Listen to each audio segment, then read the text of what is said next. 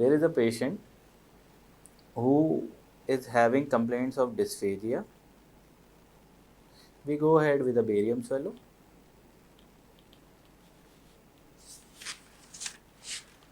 And we noticed a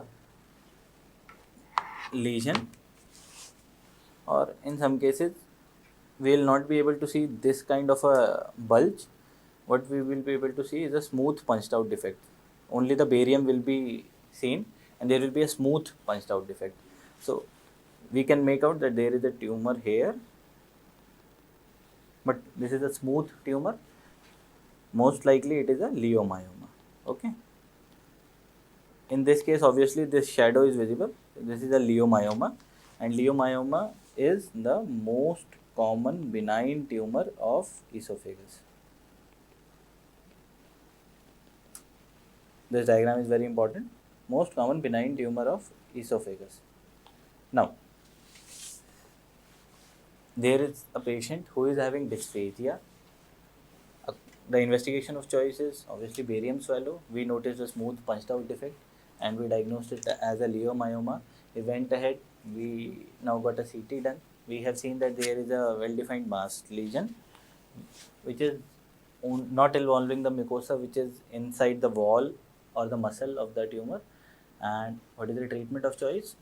It is enucleation. There is no resection. It is enucleation of the tumor. Okay. Now, a few important points regarding leiomyoma. It is the most common benign tumor of esophagus, seen in males in their 4th to 5th decade, and more than 90% they involve the lower 2/3 of the esophagus.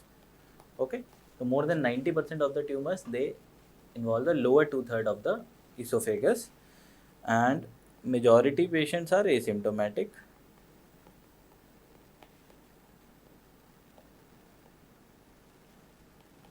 And the most common symptom is obviously dysphagia and chest pain.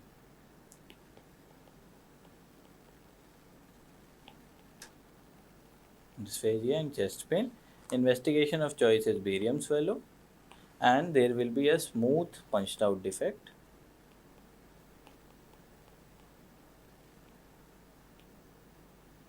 Or the smooth punched out filling defect, and the treatment of choice is enucleation.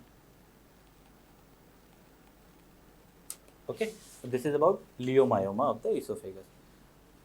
Now coming to the Plummer-Vinson syndrome.